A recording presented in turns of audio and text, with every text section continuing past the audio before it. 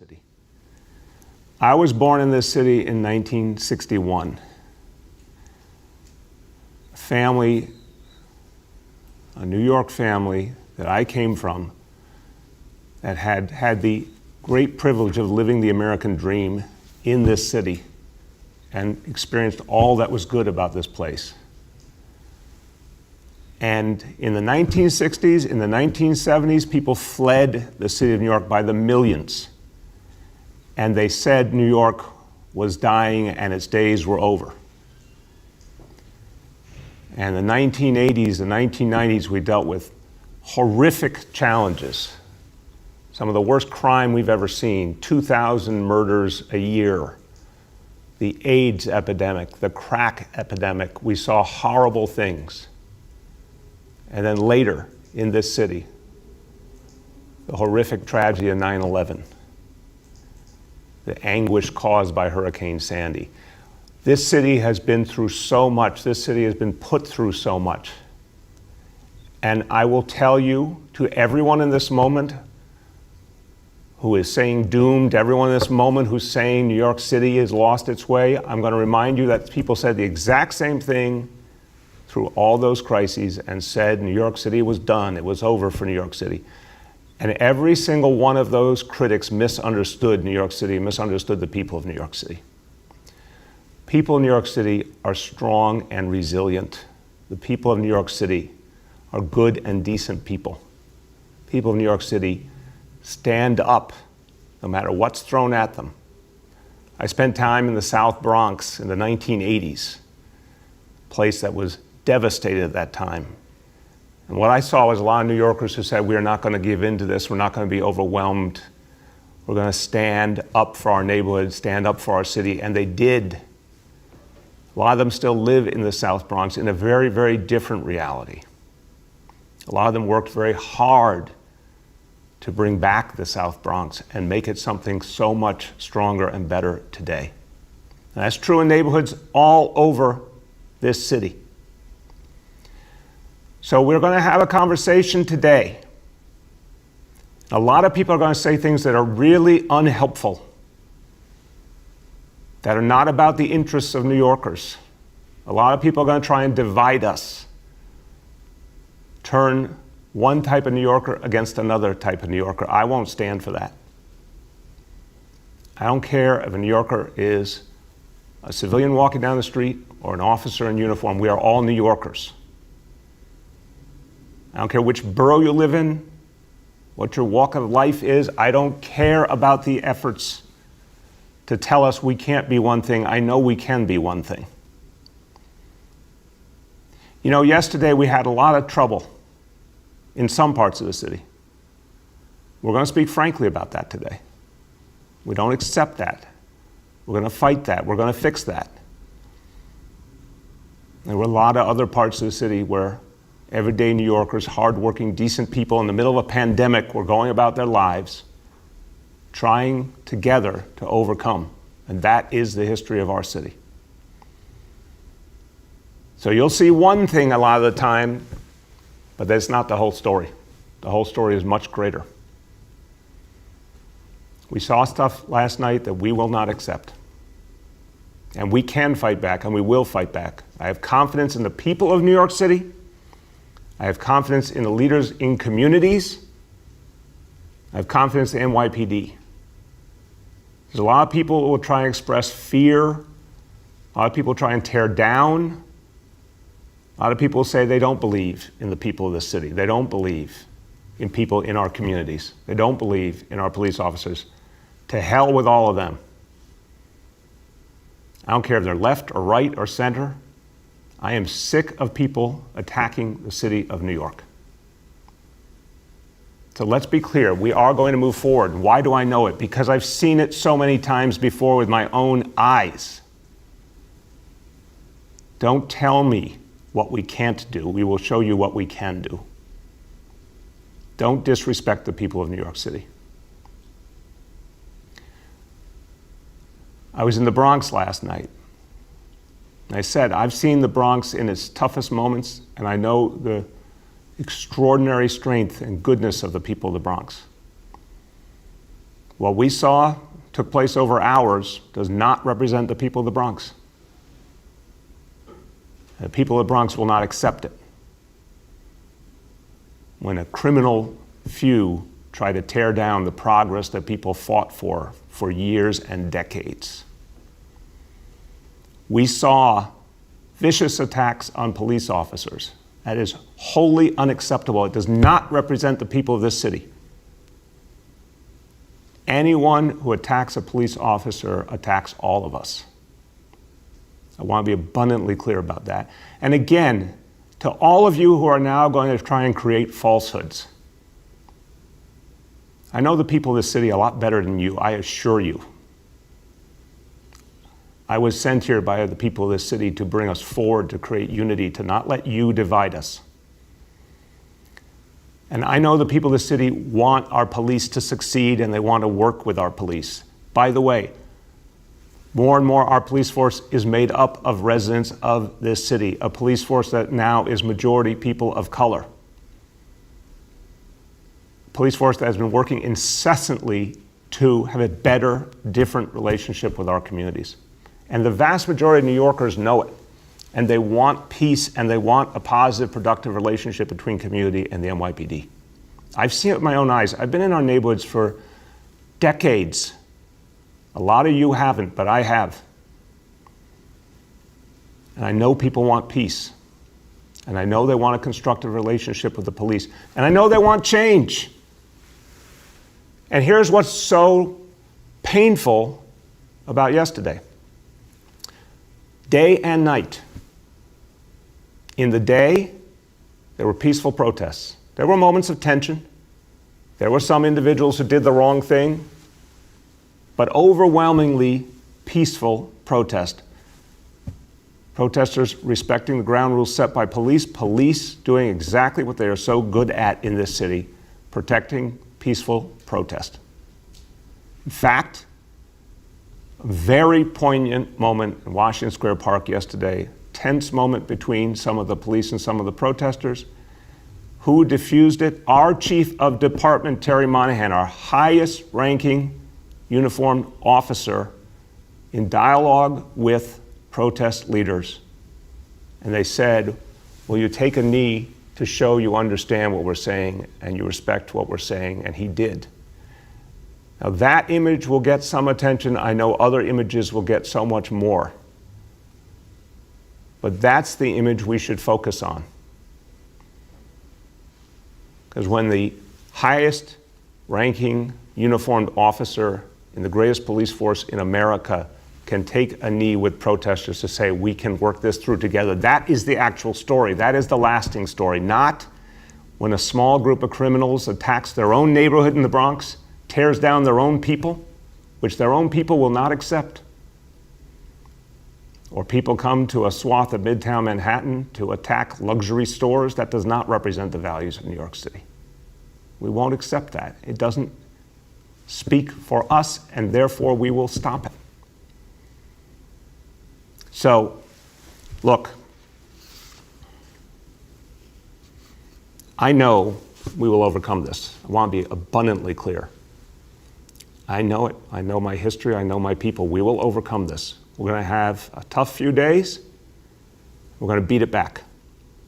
How are we going to beat it back? We're going to beat it back by asking authentic leaders of communities to step forward, take charge.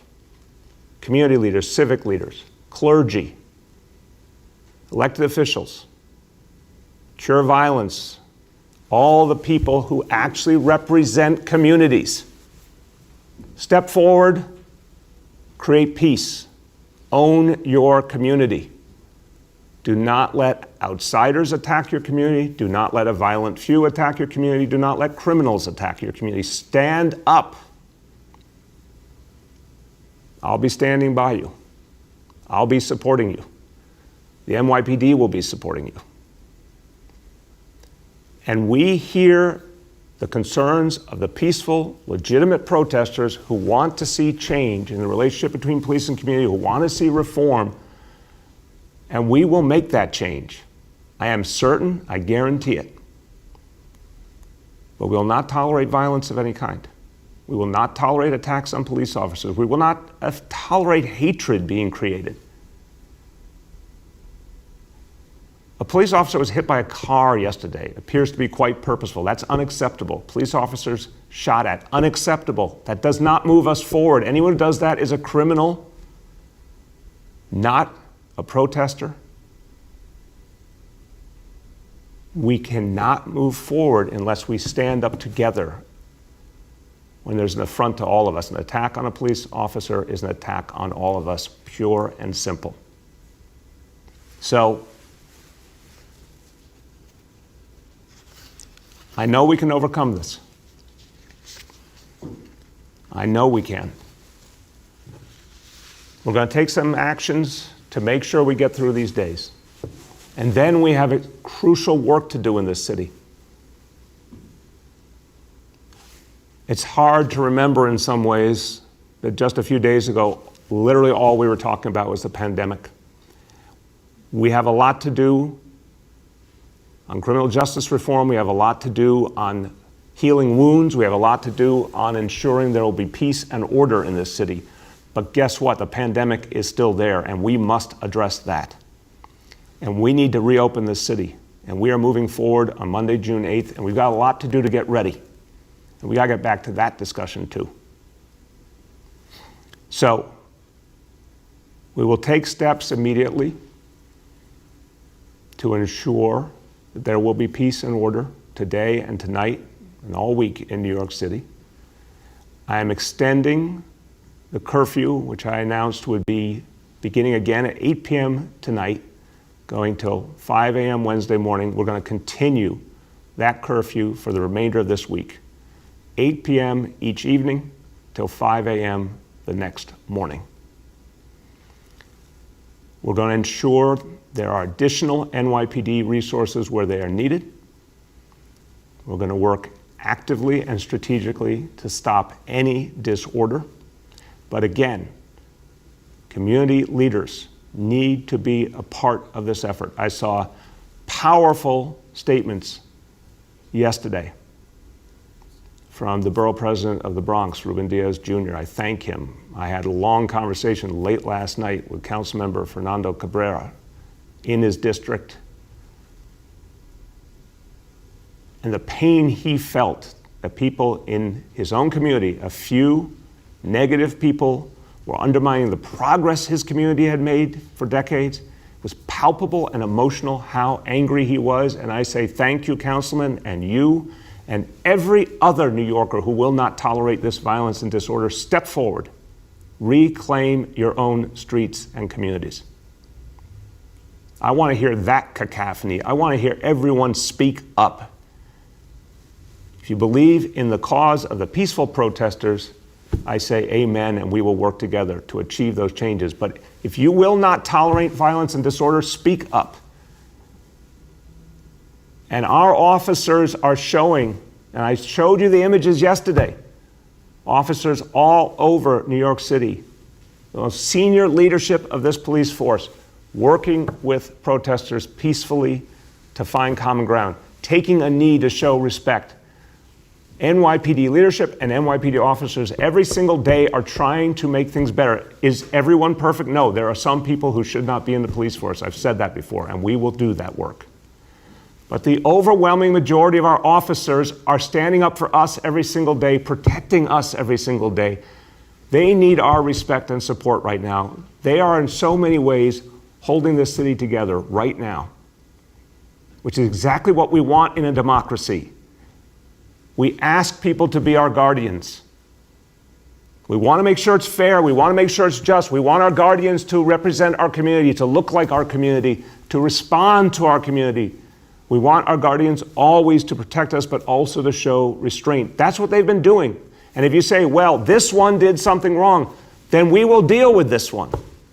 But how about the other 36,000 who did something right? Could we talk about that too? Could we show respect for them? Could we reach out to each other? I want our officers, this is what neighborhood policing is all about. I want our officers to say good morning when they go down the street in a neighborhood. I want them to get to know the members of their community. I want them to respect the community, learn about it, learn the names of people, connect. And I want community residents to do the same for officers. And if you say there's been years and decades and generations of injustice, you are right. But it's not solved by hatred. It's solved by everyone actually reaching out a hand to each other and starting to figure out a way forward. And when you see the top leadership of the NYPD taking a knee to say we are ready to find common ground, well, even in this tragic dynamic we're in, that is progress. So,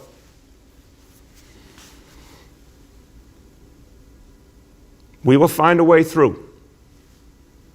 We will find a way through. Anyone who is upset about the status quo, you know I join you. I hope you know I join you. This is why I came here, to change a broken status quo. We have a lot more to do. If you choose to protest today, do it in the daytime hours, and then please go home, because we have work to do this evening to keep a peaceful city. And I would remind everyone, there's been a lot of protests. The message has been heard loud and clear. Action will be taken. But I'm very worried also that protest is leading to the potential of the spread of the coronavirus. And that is not a minor matter at this point. 1 day, 2 days, that's one thing. As it's continued, that danger is increasing. I'm asking everyone to think about that personally, about yourself, your family, the people in your life, your elders in your family, continuing to be out, interacting, particularly if people are not keeping distance, particularly if they're not wearing face coverings. You're endangering yourself and your family. Please think about that now. If everyone thinks about that, everyone stays home to the maximum, if everyone honors this curfew, we're going to get through this. And some won't, I know, and we'll deal with that. But I have faith in this city. I have faith in our ability to move forward. I finally want to say, we do need to get on with the work of moving forward. This anger and frustration is the legitimate anger and frustration, not the criminal activities, not those who aim to do violence for violence sake. The overwhelming majority of people who are expressing their frustration with a broken status quo, that is being exacerbated by the unfairness and the inequities we saw throughout the coronavirus crisis. And the fact that people have been cooped up, and I talked to a lot of folks in central Brooklyn on Sunday about their lives, on the street, on the ground, in neighborhoods in central Brooklyn. And what people said was, they're running out of money. They don't have a job because of this crisis. They're not getting support from the federal government. They're frustrated, they're worried about their health, they're worried about their children's health. People talked about their lives. And there's such pain and frustration, and people have been cooped up for months. This is a horrible, perfect storm we're living through. But we are better than some of what you see. We are better than this crisis. We will overcome this crisis. We are stronger than the coronavirus. We are stronger than the horrible legacy of division and racism we've been handed by previous generations. We have to overcome. We have to be the greatest generation now. We have to do something harder in many ways than those we look up to in the past, but that's what we are called to do in our time. So we will go to phase 1 on Monday, June 8th, and begin to reopen this city. We will work together to make that happen, to make that work. We're going to work with the state to make that work. We're going to work with the MTA to make that work. We're going to continue to expand the testing. We're going to continue to expand the test and trace effort. We're going to fight back the disease. And you know what? Before last week, we were all fighting shoulder to shoulder across all neighborhoods, 8.6 million people together. If we're going to move forward, and I know we will, we got to get back to being 8.6 million people fighting shoulder to shoulder, common cause to protect each other. That's what we must do. So that's what I wanted to say. Commissioner, I don't know if you would like to say something, or you'd like to go straight to questions. You tell me. I'll just say a few brief words. Two primary messages this morning. First and foremost, to the men and women of the New York City Police Department that are mustering up right now, that are processing arrests from last night. The last count I got was nearly 700 for looting and other offenses and attacks on officers. To the officers that are getting home and trying to catch a couple hours sleep, I am aware of every single attack of you. I am aware of what you've done, not just last night, not just the last 5 days during this incredibly difficult, escalating time, but every day. And my message is one, first and foremost, thank you. Thank you for what you do each and every day. The second message is to the people in New York City. Whether you are a mom trying to raise a family, whether you're a store owner in Manhattan who was victimized by senseless looting, whether you're a member of the clergy, from Brooklyn to Staten Island, from Inwood in Manhattan, and everywhere in between, the New York City Police Department will be there to protect you and make sure that criminals do not run New York City. We will control this, we have this, and you can have faith in that. To everyone else listening, we are aware that this is a larger story than just New York. When you talk about the protesters and the steps that the mayor has taken, it's important to reemphasize that. We encourage people to come out today, peacefully protest. We hear you, we understand the concerns, and we'll get through this together. But we also know that we cannot allow what has happened. So just reminding everyone, we would love to get through today. We've seen good and bad over the last couple days without a single arrest being made. There will be the curfew in place at 8 p.m. tonight. Everyone should be off the street by 8 p.m. We understand again that this is not New York City based.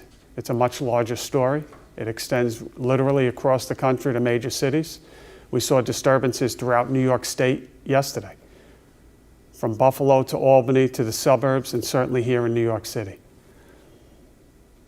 And finally, I think I've said to everyone else listening, to the police officers that are holding this city together, they need your support. They need tools to do their job. And I've said that over the course of months. And they need leaders to step up. And we need more of that. Whether it's a community leader, whether it's a member of the religious institution, I've gotten countless contacts over the last couple days, and I thank you for all of them. Whether it's just people voicing concern. We need people to stand. We need them to stand together, to stand with your police, and condemn these senseless acts of violence. Thank you. Thank you, Commissioner. Let's go to questions. Please let us know name and outlet of each journalist. Sean from the Daily News is up first. Sean. Good morning, everyone. I wanted to ask about the events last night, and other reporters and I saw firsthand just widespread looting, in some cases seeming to happen with impunity. I mean, I was outside of a store at Union Square and saw people coming and going, grabbing stuff, no one stopping them. I know that their arrests occurred later in the evening, but can you say how it came to pass that some looters apparently were able to steal with impunity, and what were the instructions at the time? Secondly, are there any additional law enforcement or other tools that you'll deploy if the looting continues the rest of the week? Thank you. Thank you, Sean. I'll start. Commissioner will come in. Sean, no, of course not. There is no such thing as being able to loot with impunity. I am so sick of these efforts to mischaracterize reality. So I'll go right back at you and everyone else who wants to mischaracterize reality. I was all over New York City last night. I saw police officers trying to deal with a very difficult situation. We have not seen a situation like this. And it's literally because of very particular dynamics that have come together. Remember, even in the days after the protests began, we didn't see this. Some of this is very organized, maybe some of it's more random, but it is never, ever, ever accepted. It won't be accepted. When our officers got where they needed to be, they acted. So I'm just sorry, I'm never going to accept anyone even implying that something would be tolerated. How could that possibly be true from a police force that has brought down crime consistently over the last 6 years and for 25 years, in fact, has been assertive about bringing down crime while also every year becoming more and more restrained in its approach. Sorry, no, nothing is done without consequences. And we're going to use the curfew as a new tool. We're going to bring in every available police officer where they are needed. And the NYPD will address this situation. That's the bottom line, Commissioner. I would just point out that there was looting throughout New York City. It was concentrated in certain areas. There was a number of officers deployed. As I said, there was nearly 700 arrests, and that number will go up as tallies are coming in. There was also additional people that were brought in and released on summonses throughout New York. So there was, while there was looting taking place, there was multiple arrests for those offenses, many of which are still being prosecuted. As I've said yesterday, if you're looking at the New York City Police Department and talking about crime and criminal justice and not talking about other parts of the system, from the legislators that need to arm the police with tools, from the prosecutors that need to stand up and say it won't be tolerated, you're missing the picture. We cannot have people entering a system and being released before the police officers. And that's some of what we are dealing with. The police officers are out there. They are effecting arrests. They are putting themselves in harm's way. They are being attacked. They are also putting their lives on the line to make sure that people have the right to protest against them. And I think it's a beautiful thing, and I thank them from the bottom of my heart. They are doing the best that they can under incredibly difficult circumstances. They will continue to. And the message to all New Yorkers, we will not allow this city to regress. We will protect all citizens of this city, and we will protect all property owners of this city. Thank you. Thank you. And Commissioner, you know, you and I talked, we talked many times yesterday, and we always do. Two things I'd like to note from the Commissioner's remarks, and we have tremendous respect for each other. Sometimes I might say something a little differently. One is, I always say the peaceful protesters, not the folks who want to do violence, not the folks who want to do criminal acts. Peaceful protesters, I've talked to a lot of them. I believe in my heart it is not against police, it is calling for a different approach to policing. I want to say that. I think it's important. Second, I know the Commissioner, a few people are working so hard and getting so little sleep and still managing to put together whole sentences so well. But I want to disagree with the word throughout New York City, because I think, and I want you to, I need people to hear it from you exactly. What I saw, and I was all over and talking to Commissioner and other key PD leadership all night. I saw a very bad situation in Midtown Manhattan. We had thought before the problem would be Lower Manhattan. That turned out not to be the case. It was Midtown. I saw a very bad situation in part of the Bronx. I did not see in my travels through other parts of the city anything like that. And that is not belittling the negativity of what we experienced and how unacceptable it is and how much we're going to be guarding against it and fighting against it tonight. But I do think, Commissioner, it's important for people to hear directly from you where the problem was. Yeah, and for the record, sleep is overrated. When you talk about what we've seen, 2 nights ago we saw definitely a concentration in Soho. That was Sunday night, as I get my days straight. Last night it was a shift. I would categorize it as the middle of Manhattan, roughly from a little north, from 23rd Street up to the 50s. And then isolated in the Bronx. The Bronx, as the night went on, at some point during the night, we started to see some activity in the Bronx. We redeployed assets up there. But that's where the 2 primary spots were that we saw last night. Thank you. Rich from WCBS is up next. Rich. Good morning, if we can say that. Yeah.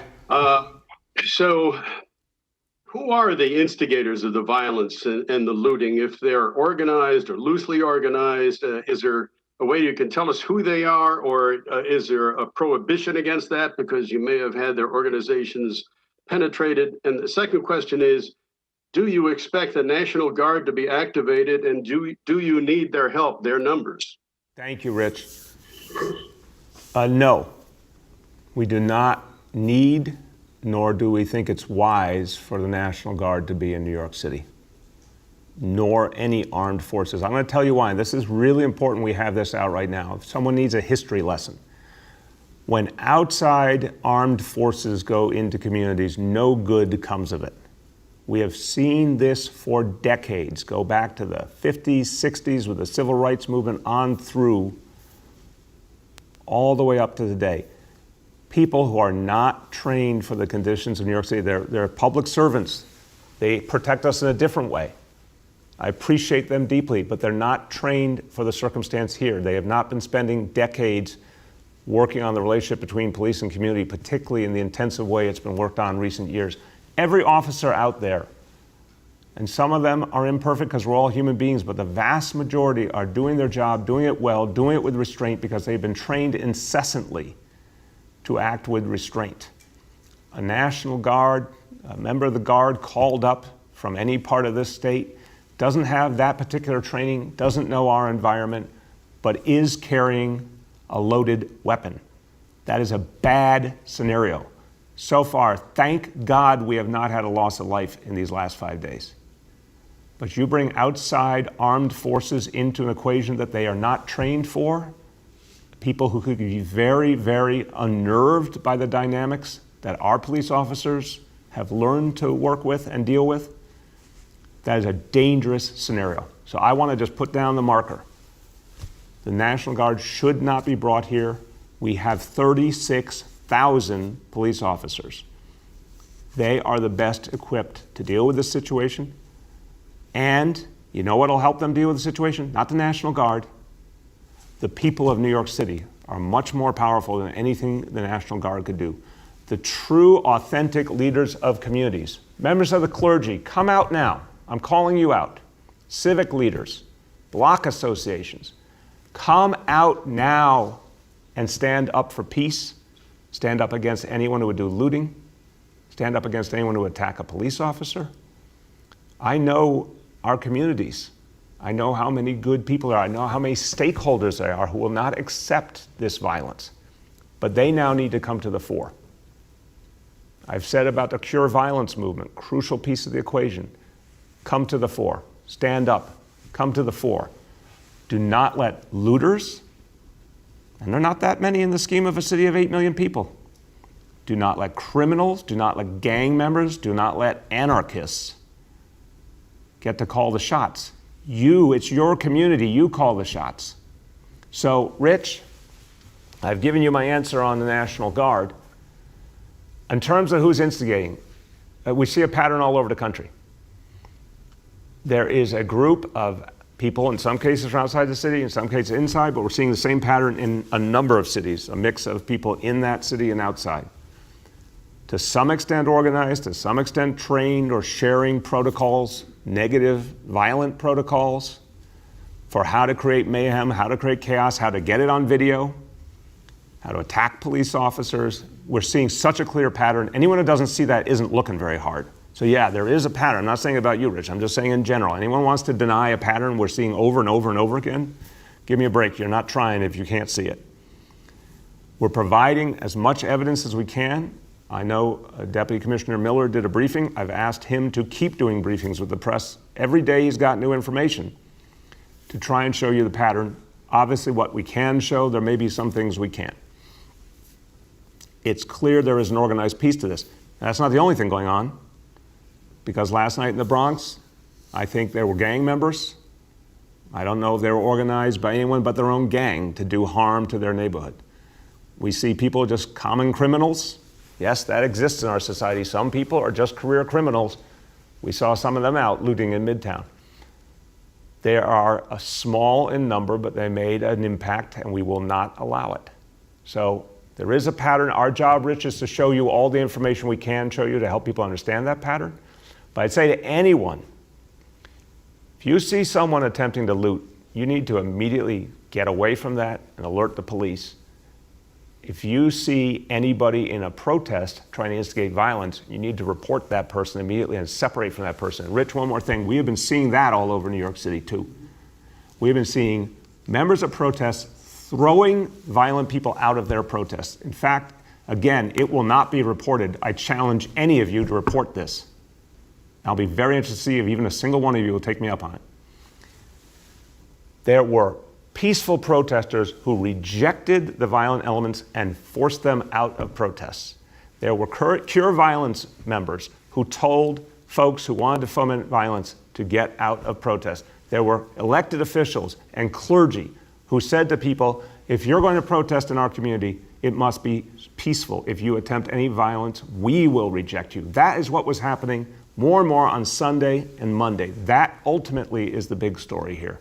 Community people taking back their own city. Joe from Politico's up next. Joe. Hi, Mr. Mayor. Hey, Joe, how you doing?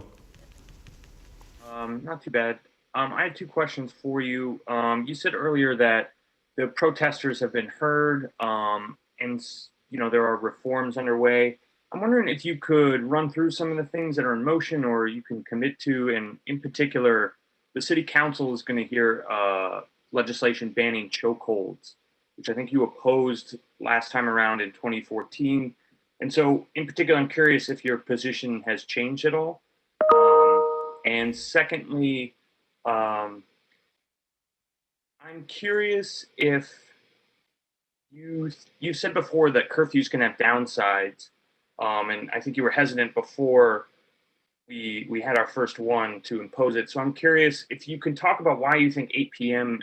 Is realistic for people that even peaceful protests that have been out much longer than that. And I think people are nervous it's going to serve as an excuse for further crackdowns. Thank you. Joe, I appreciate the questions. Let me start with, I'll talk about the chokehold bill quickly and then go to curfew. First, you said, what are the reforms? In addition to the end of the broken unconstitutional policy of stop and frisk, settling the Central Park 5 case, retraining the entire police force and now doing it constantly in de-escalation, reducing the number of gun discharges deeply, diversifying the police force, adding body cameras to every police officer, ending marijuana arrests. I could go on for a while, but I think you're getting the point, Joe. In addition to that, we are going to improve and speed the process. The legal, appropriate, due process rights-based approach to police discipline, it must go faster, and we will ensure it goes faster. We will do a better job of addressing police officers who don't seem to fit in a precinct or be able to work with communities. We will do a better job of removing those few, and they are few, who do not belong in our police force. We have a tremendous opportunity to pass the repeal of the 50A law in Albany. We are staring in the face a historic moment here to once and for all get rid of a law that has held back transparency and undermined the relationship between police and community. But we must add a new law that protects the identities and the personal information of police officers in a way that might endanger them. I do not want any police officer's home address made public. Remember, our police officers are asked to arrest people who mean harm to us. There's some bad people out there who therefore mean harm to our officers. We cannot in any way endanger our officers, but you can strike a balance and have disciplinary information out in a transparent fashion without in any way undermining our officers. We need to do that. The chokehold situation, this has been, I think, profoundly misunderstood from the beginning. This city for decades has had a prohibition on chokeholds. The day the horrible tragedy of Eric Garner, that day, the day that occurred, the day he was killed, Bill Bratton, 24 hours later, right here in this room, had a picture up of that incident, and the police commissioner of New York City, one of the most renowned police leaders of our time, said, that looks like a chokehold to me, and therefore made clear that's not acceptable. So the fact is, it's been banned in New York City by the rules of our police department for decades. The idea of codifying that, I could very much support, so long as there is recognition that sometimes a police officer is in a life and death struggle as part of their work, and I do not want to see any officer harmed legally if they were simply trying to protect their own life. That's very different than what we're talking about in other situations that people are rightfully upset about, where chokeholds were applied inappropriately. In those instances, consequences are absolutely appropriate for any police officer who does the wrong thing, like the officers involved in the killing of George Floyd, all of whom should pay the price for what they did. So I'm going to work with the City Council. I'm confident we can strike the right balance and get to a bill that makes sense. On the curfew, I don't think any of us were enthusiastic. I wasn't, the commissioner wasn't, and we do see downsides to a curfew. And honestly, Joe, till 9 p.m. on Sunday, I think we were absolutely in the right place because we looked at the overall situation from Thursday all the way to 9 p.m. Sunday. There were tense moments, there were difficult moments, there was a lot of things that we would like to have done better, but there was no loss of life. There were not, to that point, major injuries. There were some bad things that happened. Some people got injured, including police officers. I feel for every one of them. But if you look from Thursday night to Sunday night, things were being held together in a very complex, ever-shifting dynamic. Sunday night was when we saw something we hadn't seen before, and that was the very localized looting in Lower Manhattan. That's what made us feel something had to then be different. And that's when we got together, the commissioner and I, with the governor. We decided in the scheme of things, curfew made sense, and we would start it for a later hour, understanding how the city, the rhythms of the city are different than a lot of other places. To your question about the protesters, to finish up, I saw our police leadership do some extraordinary things last night, because I understand that we can put down a rule, and we understand that we're going to also be smart and flexible about how to approach that. So we saw protesters out over 11. I saw them with my own eyes, people who were not committing acts of violence. The police made the choice, looking at that let people disperse over time, and they did disperse. And that achieved the goal. We don't want to cause a problem for anyone who's going to, we want people to go home right away. We want people not to be out after a curfew. But if people are going about their business or people are on their way home, we understand that. The curfew is there to allow the police to be able to address any situation where someone is trying to do violence to a person or property. And it helps clarify that if someone's going to do that, they can be addressed. So it is a helpful tool. And having it 8 p.m. before it gets dark, we think will magnify our ability to control the situation. It's a tool that strengthens the hand of the strategies the police are using. And now, out of, I think, a smart strategic sense of we really want to stop this pattern immediately, we're going to extend it through the week. So again, 8 p.m. curfew every night through Sunday. And I think that will allow us to do a lot more. Katie from the Wall Street Journal is up next. Katie. Hi, good morning, Mr. Mayor. I have two questions for you. The first is, I know you're calling on community leaders and elected officials and members of the clergy to unify and denounce the looting, and you also took offense to the idea that there was looting with impunity.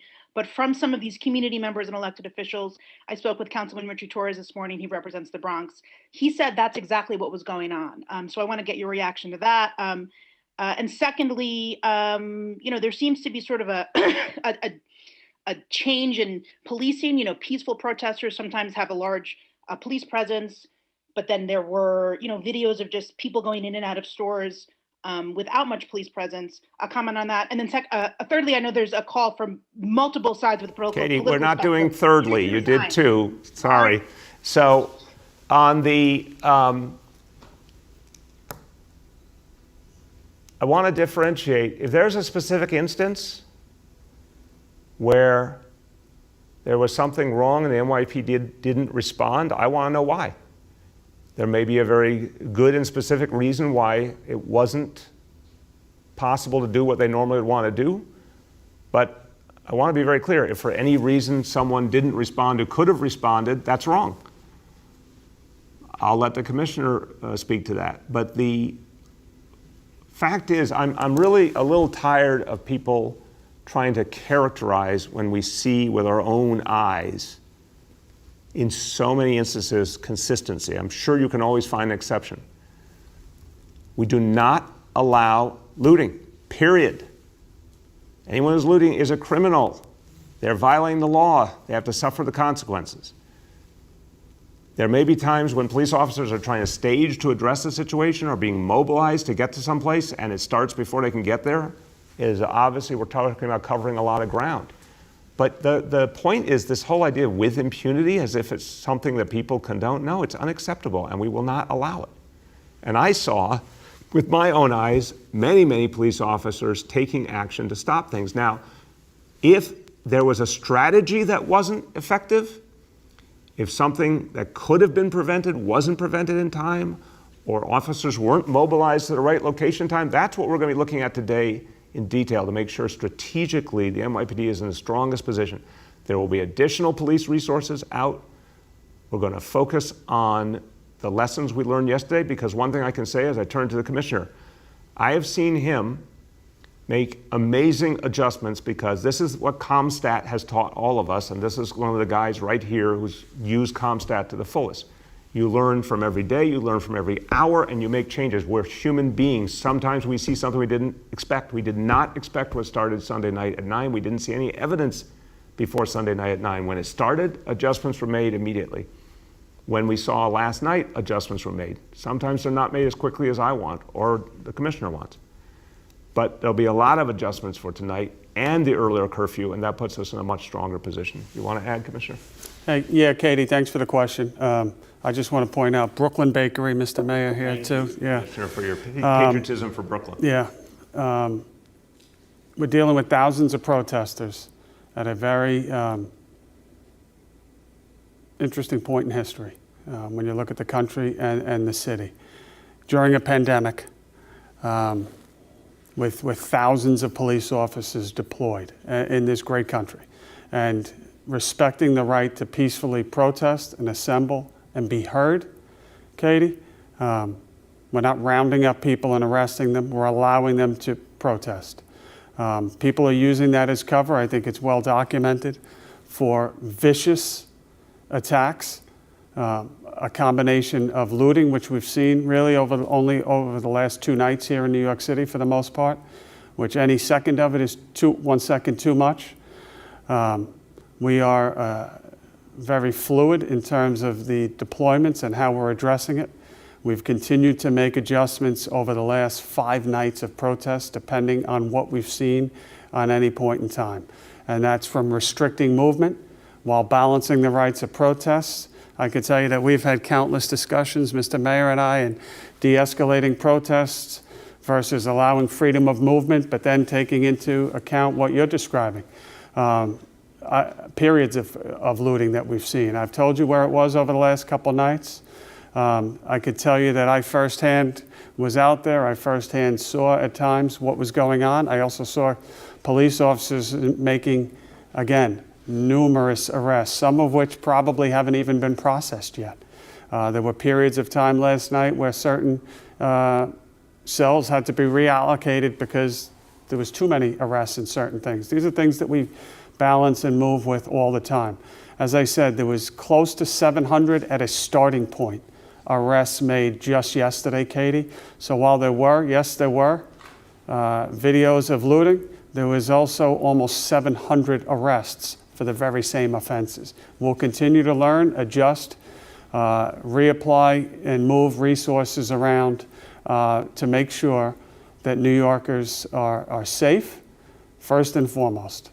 To make sure that criminals don't feel comfortable in doing this, and we will be vigilant to make sure that property owners, people that are going to work, people that live and visit this great city are as safe as possible. But we will need, as I said before, we will need assistance. We need consequences. So I'm eagerly anticipating what happens to those 700 arrests. That's part of the story, Katie, and I'm eager to hear that and read it. Abu from Bangla Patrica is up next. Abu. We first take a step back, gain some perspective, and separate the issues. Separate. All right, on to our next one. Sydney from the Staten Island Advance. I think Abu's having some tech issues. Sydney? Mr. Mayor. Hey, Mr. Mayor, can you hear me? Yes, Sydney, how you doing? Good. How are you? Are you worried about a second wave of the coronavirus in the city, given all of these large protests and people not socially distancing and at times not wearing face coverings? And are social distancing rules and crackdowns on large gatherings still being enforced? Not just protests, but this Saturday, I saw hundreds of people gathering in large crowds outside of bars in Hell's Kitchen, drinking, and did not see any cops around to enforce social distancing measures. So I'm curious what's going on, and will you consider sending the National Guard to enforce the citywide curfew if there's more looting tonight? Yeah, Sydney, I don't think you heard my earlier point, so let me try again. No on the National Guard. We will regret it if we bring outside armed forces. I'm going to say this as clear as a bell. If someone wants to go and check all the history of what happens when outside armed forces go into our communities, I'm going to ask community leaders and elected officials to back me up unless you think you want to take that chance, in which case I'm going to say you're going to regret it. When you bring in people not trained for the circumstance, but still with loaded weapons and put under horrible stress, really bad things happen. We have not had loss of life the last 5 days. We're going to work every minute, every day to avoid any loss of life. There has been loss of life in other places, and I'm pained for all of them. But if you bring in folks who are not trained for the situation, it puts them in a horrible circumstance.